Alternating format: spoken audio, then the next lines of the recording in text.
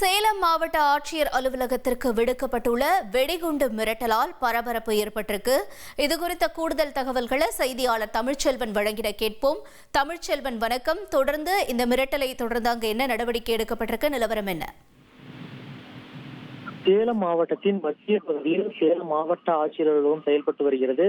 இங்கு அனைத்து துறை அலுவலகங்களின் தலைமை அலுவலகம் செயல்பட்டு வரும் நிலையில் தினசரி ஏராளமான பொதுமக்கள் பல்வேறு கோரிக்கைகளுக்காக வந்து செல்கிறார்கள்.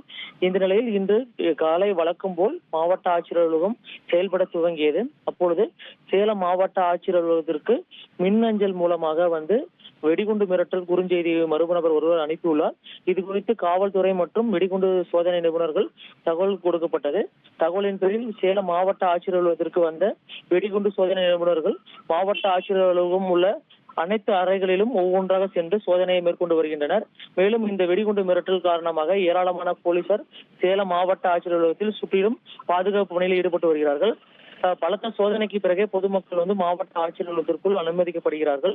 இணையம் வாயிலாக குறிப்பாக சேலம் மாவட்ட ஆட்சியர் அலுவலகத்திற்கு வெடிகுண்டு மிரட்டல் விடுக்கப்பட்ட சம்பவம் பெரும் பரபரப்பை ஏற்படுத்தின்னு சொல்லலாம். இதற்கு முன்பாக சேலம் மாவட்ட ஆட்சியர் அலுவலகத்திற்கு மே மாதம் அதே போன்று ஜூலை மாதங்களிலும் இதே போன்று வெடிகுண்டு மிரட்டல் விடுக்கப்பட்ட நிலையில் அது சோதனை செய்த போது பொய்யான தகவல் வந்ததாக காவல்துறையினர் தெரிவித்திருந்தாங்க. இந்த நிலையில் மீண்டும் இது போன்று தற்பொழுது வெடிகுண்டு மிரட்டல் வந்திருக்கும் நிலையில சேலம் மாவட்ட ஆட்சியர் அலுவலகம் முழுவதும் தற்பொழுது காவல்துறையினர் மற்றும் வெடிகுண்டு நிபுணர்கள் சோதனை மேற்கொண்டு வராங்க. தகவல்களுக்கு நன்றி தமிழ்ச்செல்வன். இனி செல்லும் இடமெல்லாம் செய்தி. தந்தி டிவியின் வாட்ஸ்அப் சேனலை ஃபாலோ பண்ணினா செல்லருக்கும் இடமெல்லாம் செய்தி.